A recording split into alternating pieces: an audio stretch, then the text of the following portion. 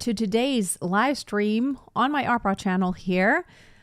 I wanted to make an entire series about the different parts of your range because it's very relevant and there's a slightly different approach. So, of course, your middle voice is what you're going to sing in most of the time, which, the tessitura of a song is always where it sits most of the time. So when you pick repertoire, it's very relevant where the tessitura sits. Now, of course, we do sing in the high part of our range, but not the majority of the time. And also the majority of the time, probably we don't sing low. Now, it's going to be, of course, a little bit different depending on whether you're a bass or a baritone or a tenor or soprano or a mezzo or an alto or, whatever you are. And even the Fach, the subdivisions. And by the way, my daughter is right here beside me. She's doing some schoolwork. So in case you're wondering what's moving, that's her. So, and today is dedicated to your middle voice because I think it's the foundation for everything. When you get started, you probably don't go to the very limits low too much or the high limits because you haven't trained it yet. And I want to make this disclaimer about your voice type. The truth is, for young singers, and it's kind of this term, young singer doesn't mean you're young in age. Young singer means, like a young parent. It just means you're kind of still young on that journey of singing. For young singers, meaning those who have not trained extensively for many, many years, where the voice is not maturely trained yet, maybe I'll just, just like that, what's a young singer? For those, oh, hi, Georg. For those, it's the voice type and whether you sing more low or middle or high, it's not going to be clear or apparent like in the very beginning when you sing. And even as a professional singer or even someone who's going to college and has all this training, your voice, it takes years on this journey to really find where is the final destination, which that's even a misleading term that I'm using. There's not a final destination for your voice. Your voice will always continue to develop. But your middle range is where you should be very strong. It's your foundation. It's where you should be very comfortable. I have to push the button here. I have this thermos and this like there's hot water. Sometimes it starts going like this and you have to let the air out. I can tell you from my own experience that, I always was a soprano, but what type of soprano, that became apparent as I practiced. And it then became apparent that I'm good at singing coloraturas, meaning that's really fast stuff. And I'm agile, so my voice is agile. I'm also good at the high stuff. So I'm a soubrette and a lyric coloratura, which, there's a lot of crossover. I do love bel canto, which some say it's like the most challenging part, school of singing or area or era of singing, because it's all about this absolute accuracy in everything you do and very specific phrasing and a lot of messa di voce, the loud and the very soft. It's about absolute control and lots of dynamics. So I did have a concert last weekend and now I have a light. Let me get the shades down just a bit more.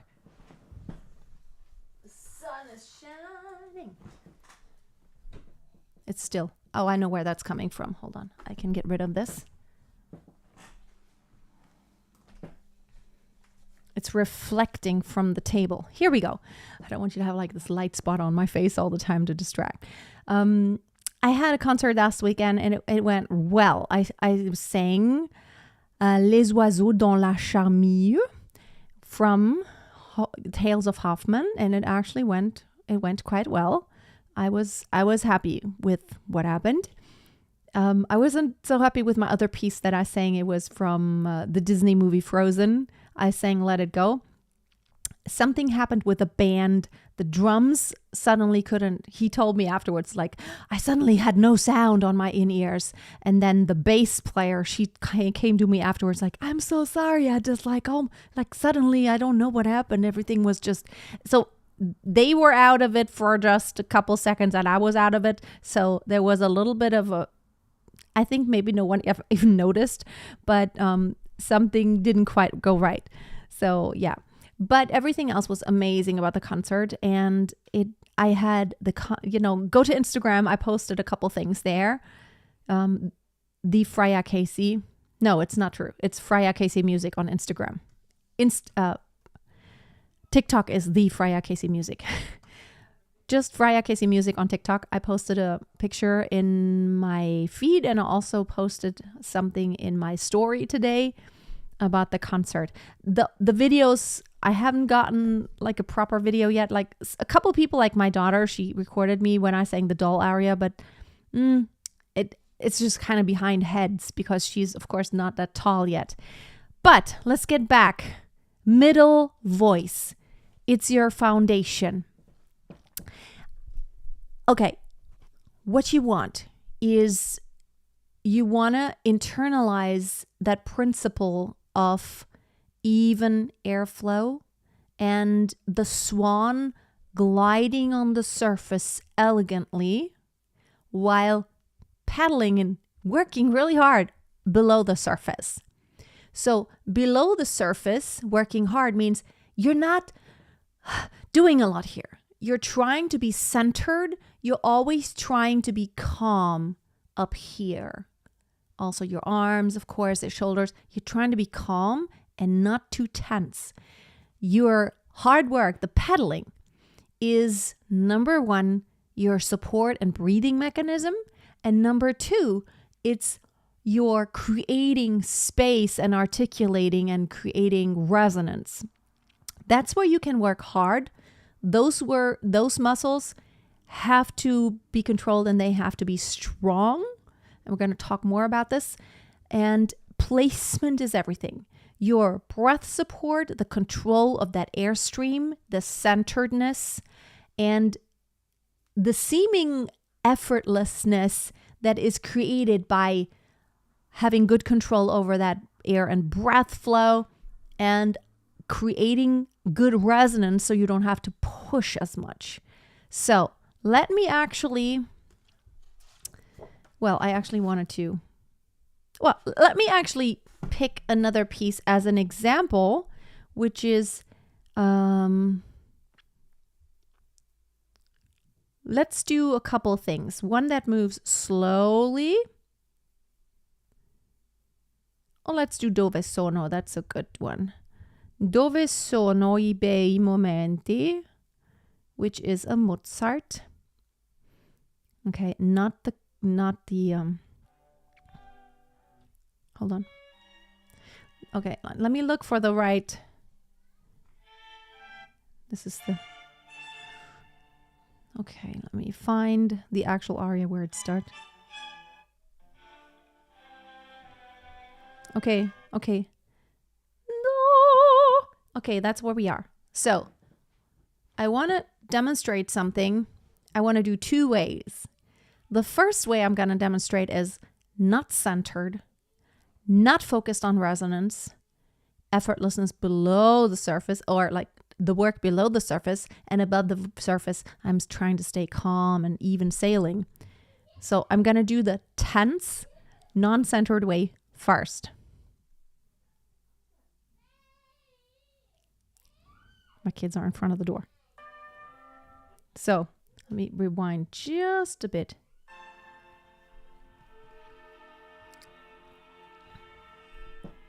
Can you hear this?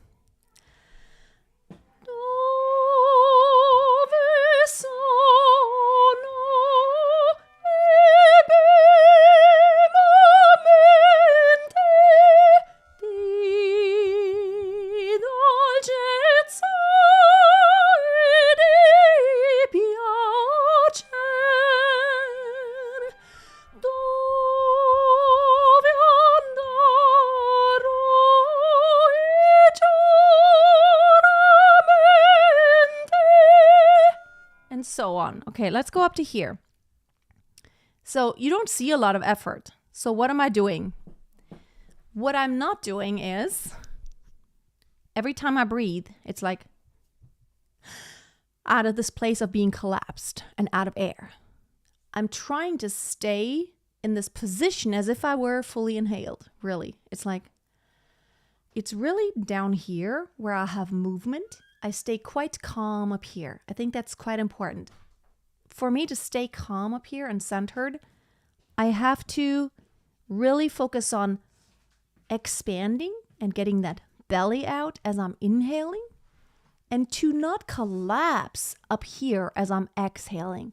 I'm really thinking it is inward, but instead of thinking inward, I'm thinking upward. My diaphragm goes up while everything kind of stays quite nicely lifted. That liftedness is really important, to always stay lifted. So it's not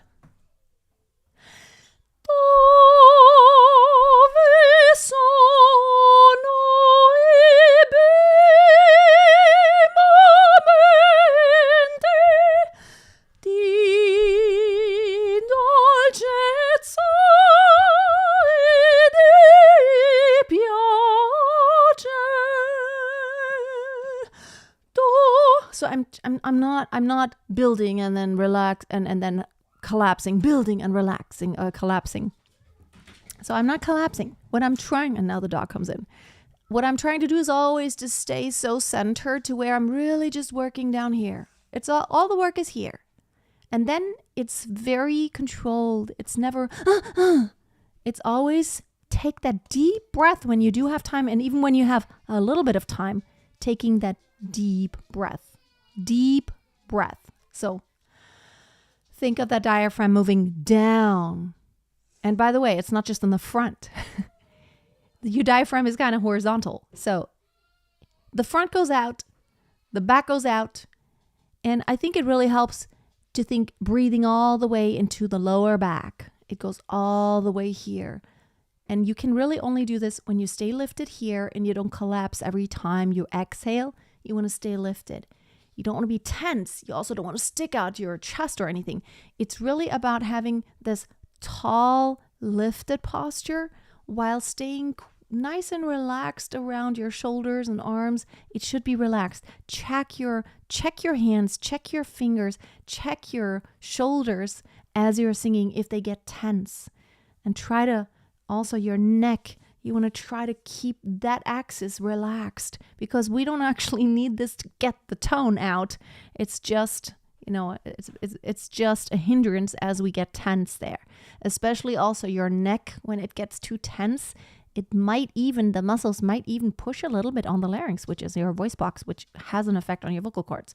So you want to be very aware of that center, that liftedness. Lift that sternum. Don't arch your back. Don't collapse forward. And it's very helpful for you to actually just watch in a mirror or like record yourself on video from the front, from the side, so you can actually see, are you centered? And as you take every breath, are you building and collapsing, or do you keep it nice and smooth? That doesn't mean it's rigid. It's not like there's no movement at all. We don't want to be like, oh, I cannot move. It's never rigid. It's very dynamic, and it's like, biology.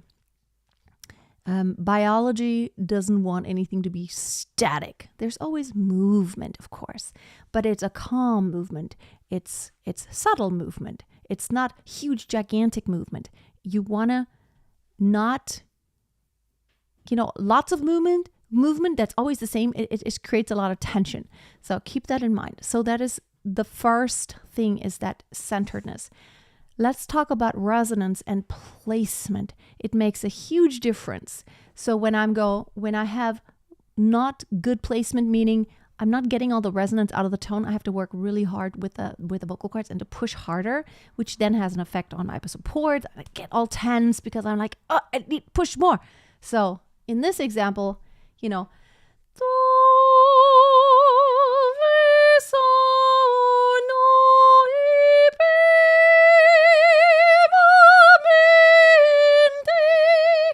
very hard when the throat is very narrow and I don't really create space, because then I feel like I'm literally choking off the tone. I want to allow the larynx to move freely, but a lower larynx in classical singing means more space for the tone to grow, to resonate. So there's more, it's almost like you want to have a resonating chamber, right? That resonating chamber where the sound waves can be amplified. The larynx can add to that tone, being more voluminous, more full. You still want to have the larynx move freely, because we don't want to constantly have do,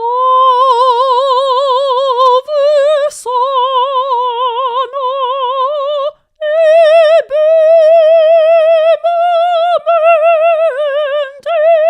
It's very straining on the larynx and your voice and your vocal cords. I feel like that is a way to quickly make yourself tired. And I do see it sometimes among classical singing that they have kind of a very static larynx, which I don't think is very healthy. You need a very dynamic larynx.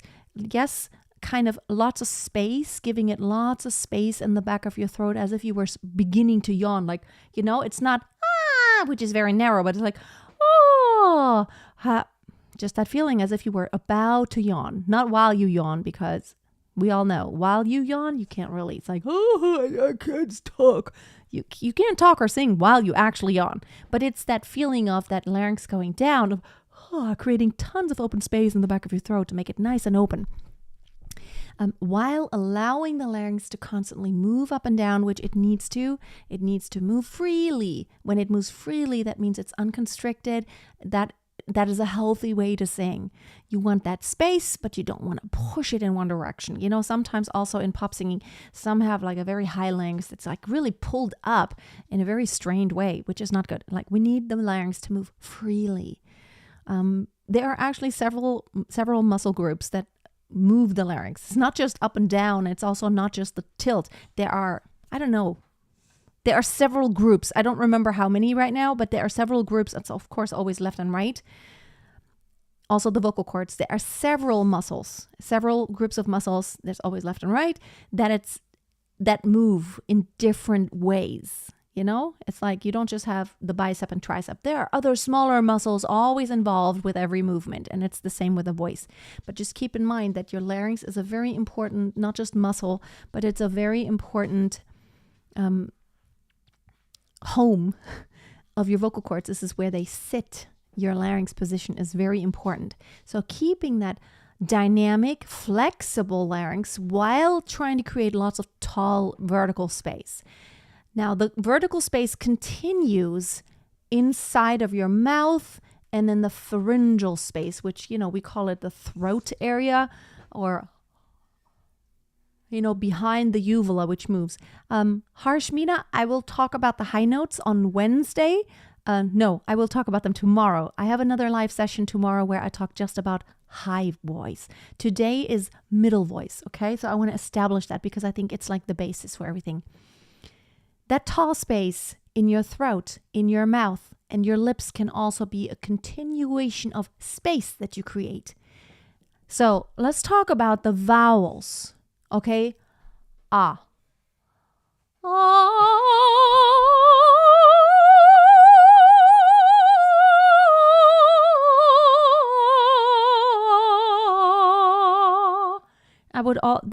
Everything that I just sang, I would categorize as my middle voice. It wasn't the high end yet, and it wasn't the low end. It was the comfortable part of my voice. The ah needs to be consistent. The sound of the ah, you want it to be consistent. You don't want to be oh, ah.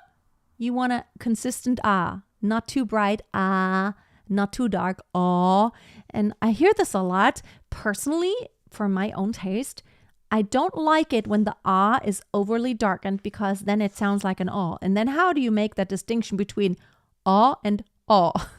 The actual, like, in the word, like soft, like the American soft.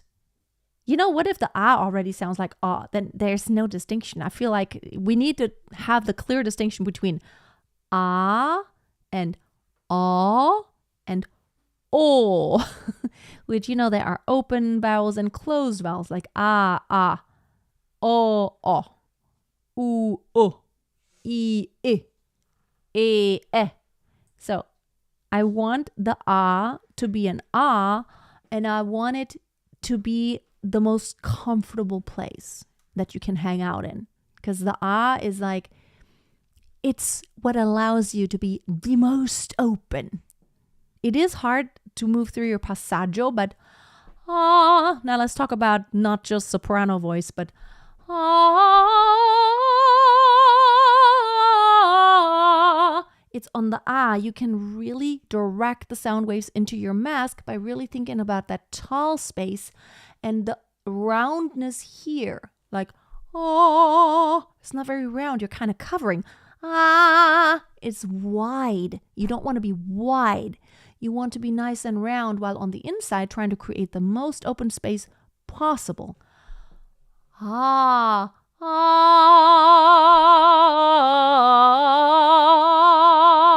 My larynx isn't pushed. But it's also not high. It's not ah. Oh. It's not pushed down. It's ah. Nice neutral position. Nice space. You can stand in front of a mirror and really look and see if you can see a wide open space in the back of your throat. Here are some exercises that help you. In my experience, faster, shorter pitches like na, na, na, na, na, na, na, or like ma, ma, ma, ma, ma, ma, ma, and soprano, you know, ma, ma, ma, ma, ma, ma, ma. You want to try to get a good round sound and nice openness so you can look way deep into your throat. That's the good test. But shorter notes are usually a little bit easier than holding them for a long time. But that is something you can even practice without singing. You can just go, ah, ah, like that, like yawning. Ma, ma, ah, ah. What does it feel like? Just to kind of access those muscles. So that's just the ah. Now we can do the same with all the other vowels. So, oh, in the dove sono. Do, ah. The difference between the ah and ah is that the lips are shifted more forward on the ah. That's really what shapes the ah. There's a little bit of a change in position in for the tongue. Oh, I'm just itching. My eye is itching. So, do, sono. What you want is to try to keep the ring in the same place. What we don't want is like do, sono,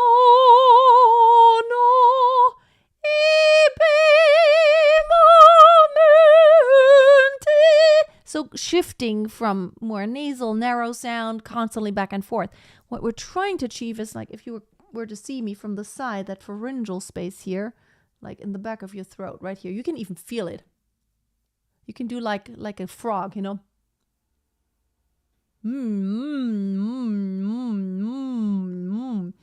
That space right here, we want to, that back of the throat, we want to try to keep it as open and round as possible consistently. Like even on an E, you know, E, that's a nasal E where my throat, my pharyngeal space is quite small, but E. So the difference between the ah and E is not that the throat gets all closed up.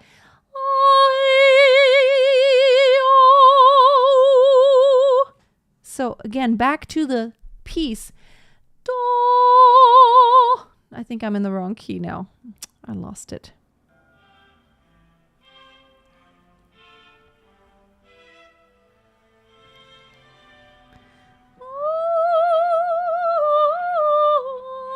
So, do,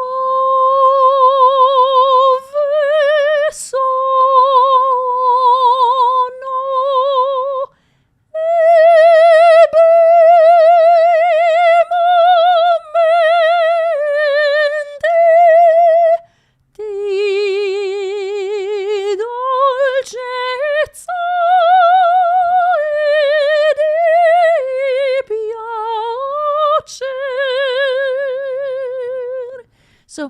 is something that took me many years, of course, to get to where it all rings and I don't have to work like, but it's subtle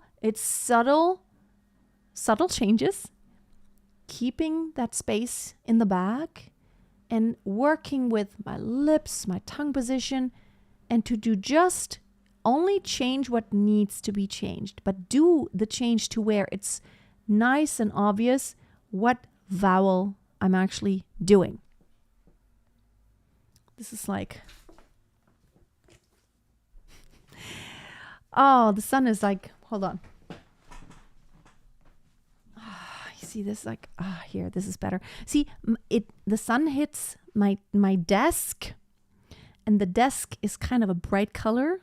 It's a bright wooden color, and then it reflects, and that, just see, now it reflects, and now I put something there so it can't reflect. Okay. It's very distracting to me when I see like, it's blinding me too. Okay. So the consistent placement into the mask, that is something literally when you work on a piece. Let me even go back to my doll song here because I just love this. It's one of my favorite pieces now. And now I know I can actually sing it.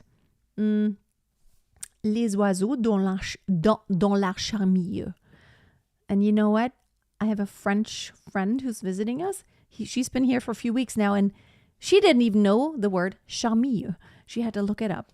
The name of the piece is The Birds in the Arbor. So an arbor. 276. Let me look it up. I think I want to do the bell song from Lakmé also. It's very challenging. It has that E. It's a long E, a long high E. But now I want to take that challenge.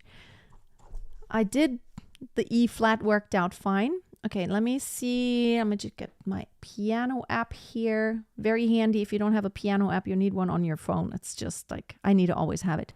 E flat. C. So this is like a coloratura. Les oiseaux dans la charmille. See, that was not good. I didn't sing through the M. Les oiseaux dans la charmille.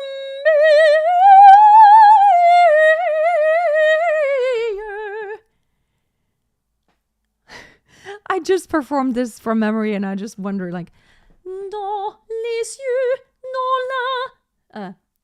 dans les cieux, l'astre du jour.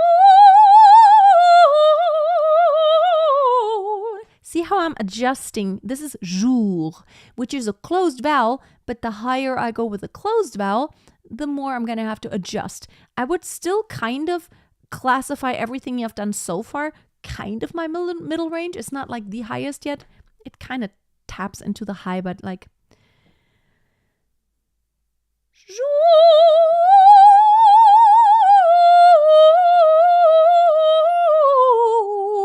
see how as I'm going high and low, the lower I go, the more I can close up the ooh and bring the lips forward, and the higher I go and the more I have to open it up to create space to make it even singable. But I'm always aiming to keep resonance forward, like, you know, jou, jou, jou.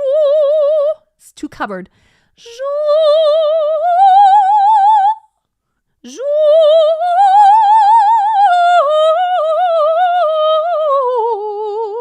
Okay, and then it goes, I wanted to go. Oh, okay, and then.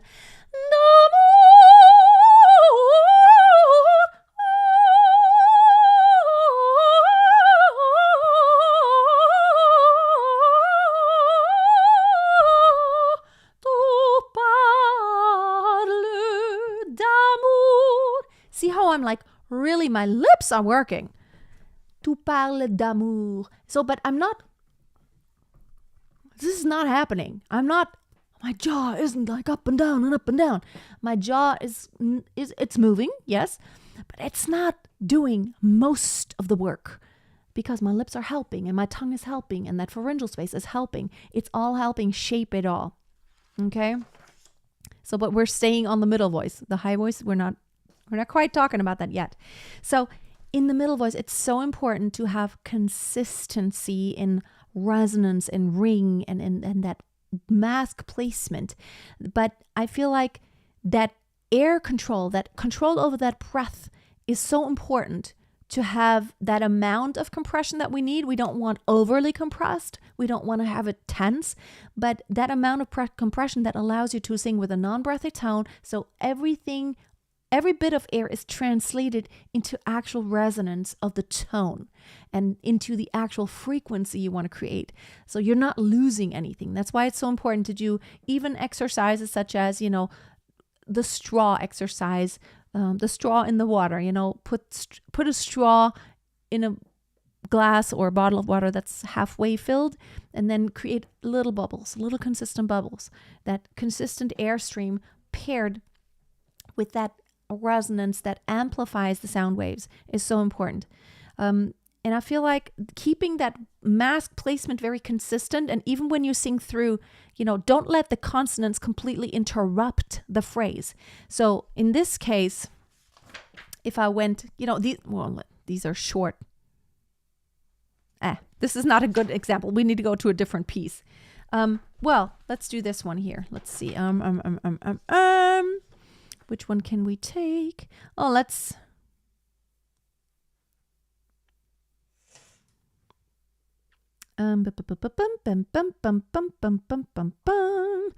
let's do this one. Hold on. Quel guardo il cavaliere. 171. It's another fun one that I love singing. This is a nice anthology for sopranos. But everything that I'm saying today is... So, let's do the B. Where's the B? So... This is very legato, okay? I want to demonstrate to you without connected phrase. Quel guardo il cavaliere in mezzo al cor trafisse, piego il ginocchio ed esse son vostro cavalier. It's really hard for me to sing it this way. So it's very disconnected. So, which means resonance isn't continuing on. You want to float through the phrase. So what I need to do is not think individual pitches. What I want to think is an entire phrase and treat every phrase as if it's made up of one single long word. So in this case, it's like, quel guardo il cavaliere. It's like one word. That's what I'm thinking. I'm thinking, this is one word. I don't want to interrupt the word and the flow of it. So then it becomes, quel guardo il cavaliere in mezzo al cor trafisse, piego il ginocchio ed esse son vostro cavalier. Okay, haven't even warmed up today. So, I don't know if you noticed the subtle difference, but it's quite relevant to also not let consonants interrupt the flow, which that will be huge when you sing higher too. It's going to be difficult, but whether it's voiced consonants or non-voiced consonants, so quel, see there's a k and there's a w and the e and the l. So really only one true vowel, the e, quel, but I'm treating everything like it's part of a one long vowel, like ku. I'm making the k strong, but I'm not, how can you dwell on it? I'm not stopping after the k. I'm keeping the breath flow. Quel guardo. So I'm trying to keep the vowel going. Quel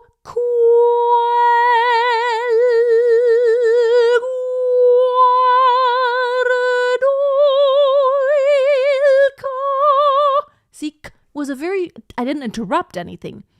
My support keeps on sailing like the swan gracefully on the surface. My support is keeping it sailing forward. And there's no interruption. There's no stopping. In the midst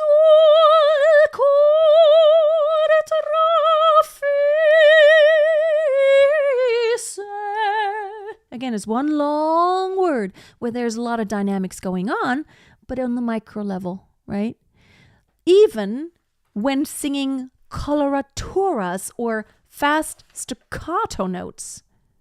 For example, let me go back to the doll song actually, and let's do, okay, I found it, 276. Same principle. You don't want to collapse and rebuild.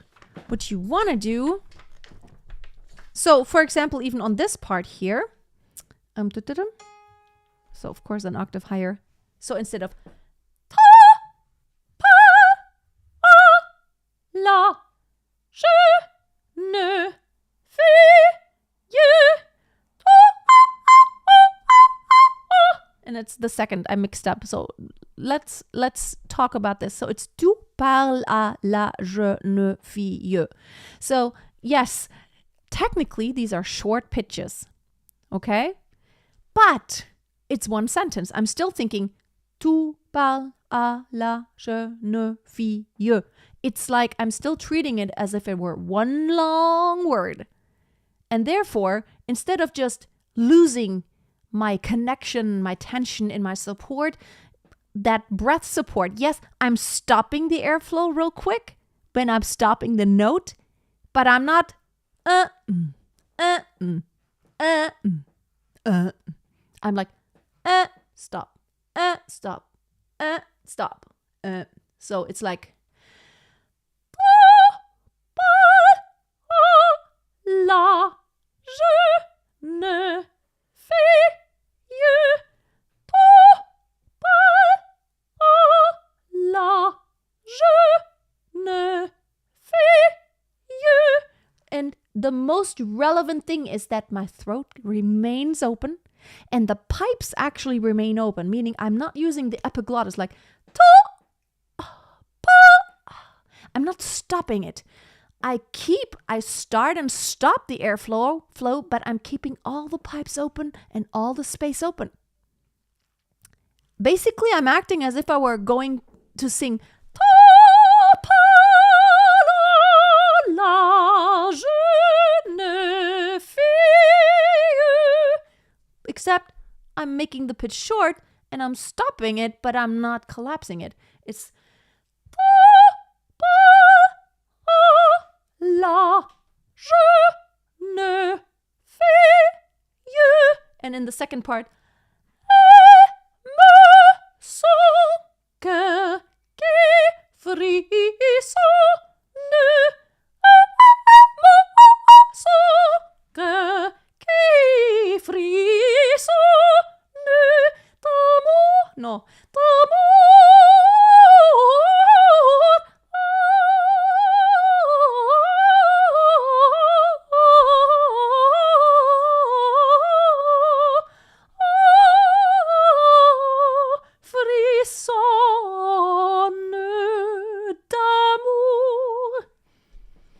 This is just an example. So keep that in mind. The connection is so important. So that's what you like. This is the basics. And this is like in your middle voice. You can sing a lot of repertoire with a lot of middle voice. As a matter of fact, going to the highest limit and the lowest, it's more of a it's a smaller percentage. The largest percentage where you will sing is the middle voice, the middle part of your range. And of course, the middle isn't just like two notes. It's like, it's maybe like an octave, of course. That's what I would consider the middle. And then there's something that is like quite low, like for me, like an F4, it's not low and it's also not high, but also an E5, it's not low or high for me. It's still all middle. Even a G5 is, for me, it's still middle. It's not quite, for me, high begins maybe at like B flat B. That's where I would consider my beginning of the high, and it's different for everyone. I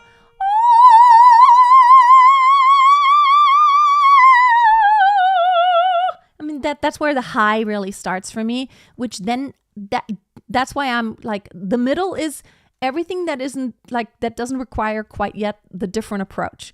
The low requires a little different approach, and the very high different approach. Because then when the high comes up, then we're dealing, for the men especially, with the big passaggio, the big transition. And for women, there's also another passage up on the top. It's when you actually transition to, top of head voice and then into that whistle tone. But let's talk about that passaggio, which there is a change in placement. Now let's talk about women first. There is a quite significant change in placement. We are still talking about, for women in head voice, we're not transitioning registers here. That's what we're going to talk about when we talk about low voice for women, because that's when we will actually need chest register for women too. Even for high soprano, we will need chest voice. And for men, we will, on the top end, we will need then for the big passaggio, the register change. But let's talk about the actual, there is another transition when even in your register, let's talk about women now, in your head register, you have to make an adjustment. And it's very apparent when you sing the vowel eh. It's very apparent that you have to make a change, like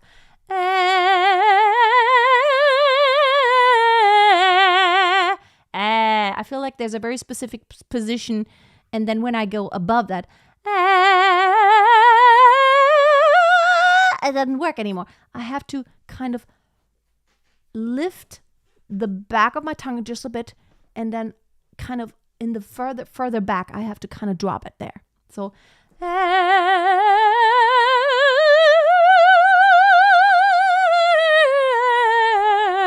so I always thought is like the hardest vowel to sing, like anywhere like D5, E5. That's like that. That's where the transition kind of happens for women. But even for men, in your chest voice, there's also this transition that happens. So let's see, where is that? Can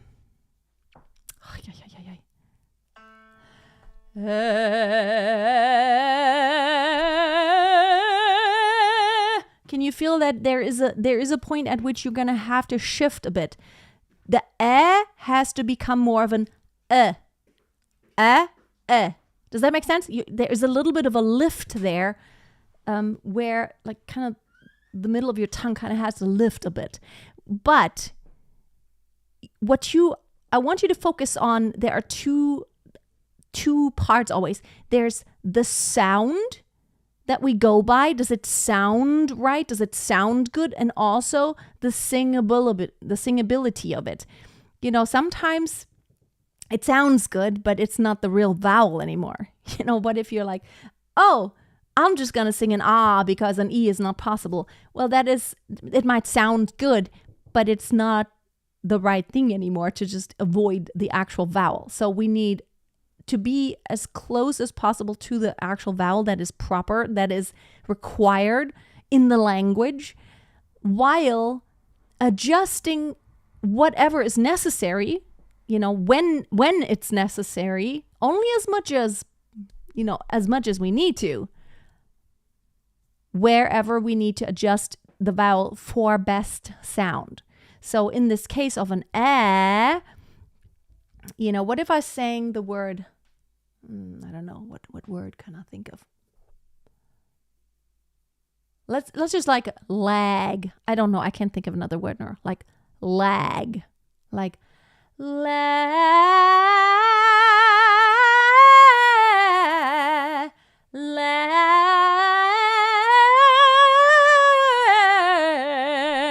So, I'm trying to do the tenor thing here, or like a male voice, not going into head voice yet.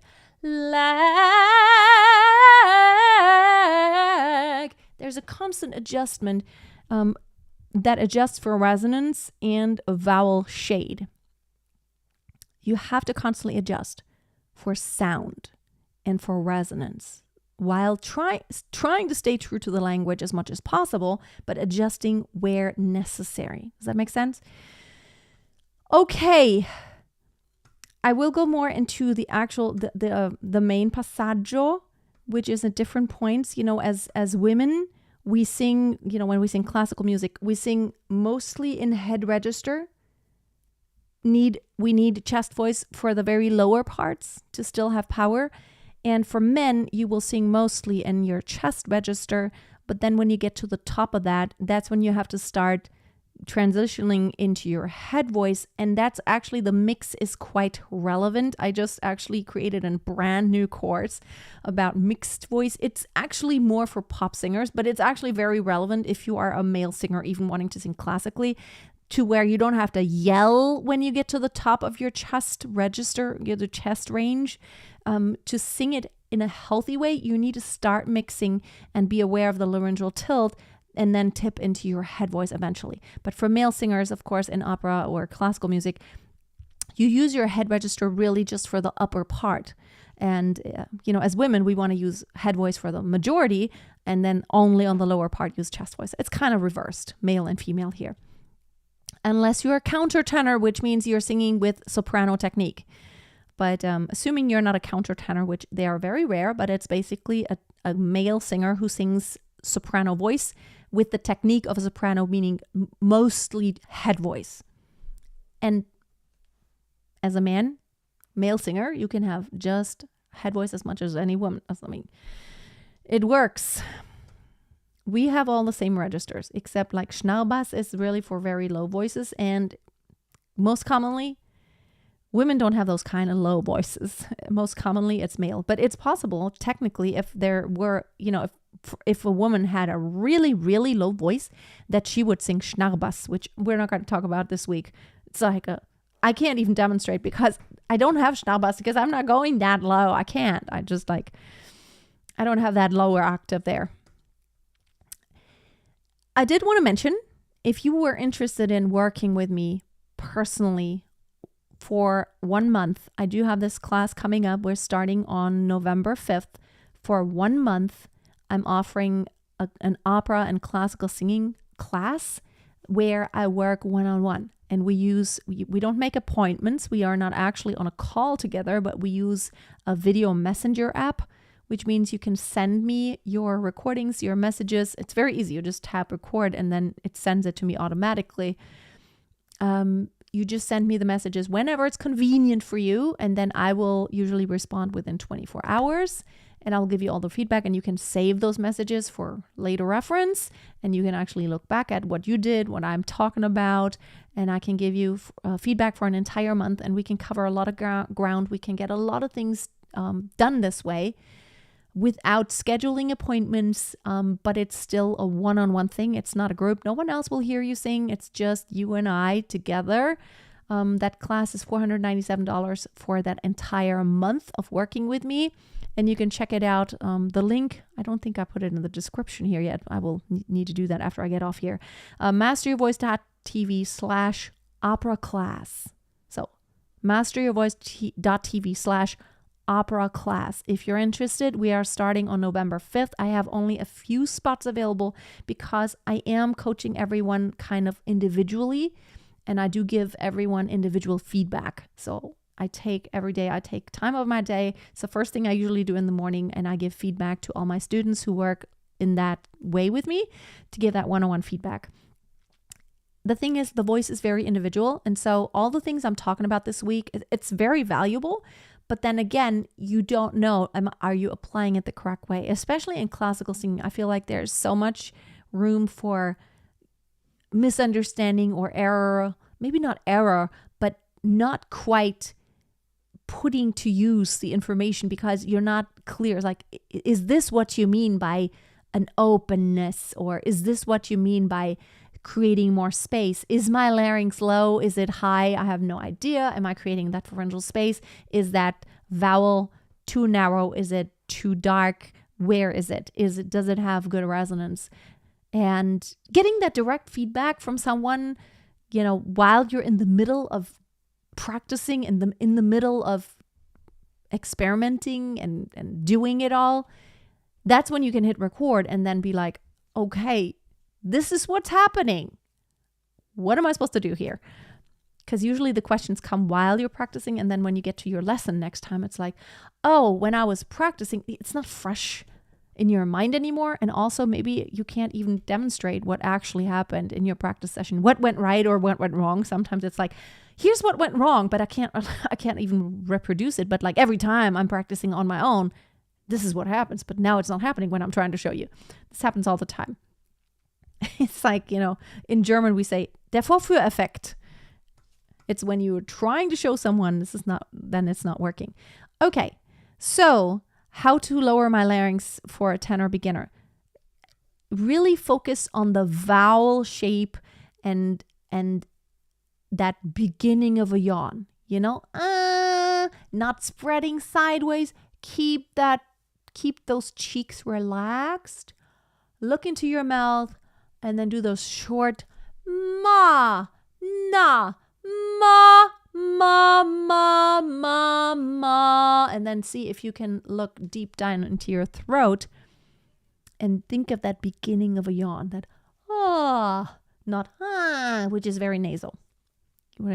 Don't think tongue. I feel like every time I told my students ever, lower your tongue, that just doesn't work, because you're like, how do I lower my tongue? It's weird because the tongue isn't just like, there's the tip of the tongue, the middle, and the back of the tongue is like, what part of the tongue am I supposed to move and how am I supposed to move it?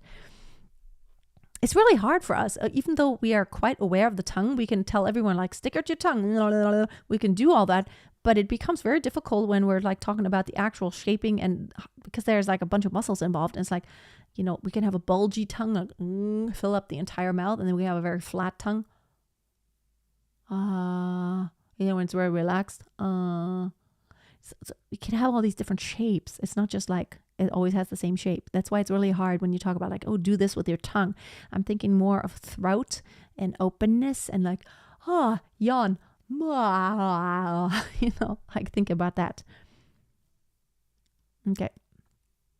We will talk about the high notes tomorrow. So I hope you're going to be back tomorrow. We're going to talk about the high range.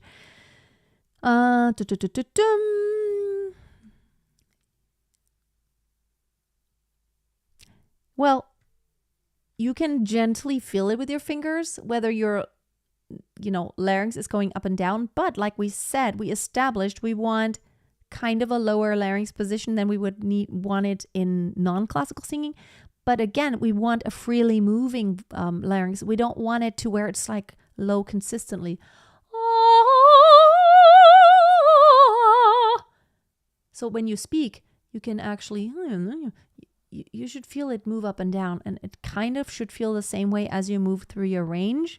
It moves up and down. And also when you change sounds like vowels and consonants, it will move freely. But yes, you can maybe, I'm in my head voice, so it's actually a little harder to feel because after that laryngeal tilt, it kind of moves away a bit. So,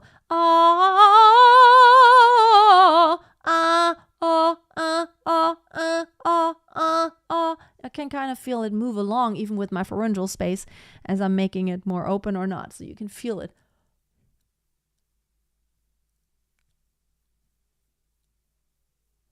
Yeah, you don't want to ever press on the larynx because then you can't sing. It's very delicate. It's very sensitive. Yeah, I can't go into the actual technicality. I might do a video one time because you're requesting the Alleluia by Mozart. This is about singing coloraturas, and I will probably make a video or go live one time to actually talk specifically about coloraturas. Hi, Rale, and thank you, Nicole. Any questions about the middle voice and what we talked about today? Whew. I need to drink something. I have my tea here. Yes, I've been drinking my ginger tea, which I'm telling you, it's like for me personally, when I have a performance like this, ginger tea helps so much. It warms everything from the inside, and it's almost like I'm doing a warm up or an extra warm up. I'm pleased with what happened last weekend. With my doll song performance, and it's like the costume was so cool. Like people, like it was the only classical piece in that entire concert. Everything else was like pop and rock, and it was quite different. It was the third piece in the entire concert, and I feel like people were like, whoa. It was a little surprise, or maybe it was a big surprise, because this concert, we've been doing it for many years, normally every other year, but because of COVID, we hadn't done it in 5 years now. So this was the first time after 5 years that we did this concert, and it was for a good cause.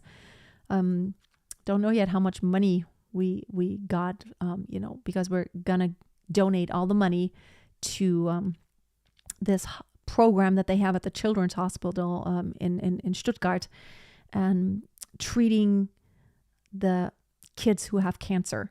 And they have this program where they can treat them at home, to where the families don't have to hang out at the hospital consistently. And it means a lot to the children and to the families, because they can have a little bit more of a normal life while they go through their treatments. I have 3 kids. I cannot even imagine one of my children having cancer, and you don't know, with cancer, it's always like you have no idea what's going to happen. And how aggressive is it? How fast is it going to grow? Is the treatment, is the child going to respond really well or not? It's horrible. I cannot even imagine. And that's why I love being part of this project, to help with that project, because this is not anything health insurance would pay, because it's outside of anything they will pay. And so it's privately funded, and it's only funded by, not just us, not just our project. It requires many millions every year to run this program for that hospital. But we are a part of it, and I'm very happy about it, that I can help. As a mom, it's like I feel like there is a lot of need in the entire world, but I love supporting a need that is really close to where I live, like in my city. And there are children who are in need of this, and there are families who need this. And I feel like it's really good. Plus, then we get to be together with amazing musicians, and it's just cool. We were a cool group. Go to Instagram. I did post a few things there, and I'm going to probably post more as people send around. Like, there will be some video. We had a professional video crew, but that's going to be months before that, like, the finished product of that professionally produced video is going to come out. I will share it when that's there. But before that, I probably might share some, people took some videos with their phones. And when I receive anything where I was singing, I will definitely share it. Okay, I'm wrapping up for today. I hope to see you tomorrow for the next session that is about high pitches. Talk later. Bye.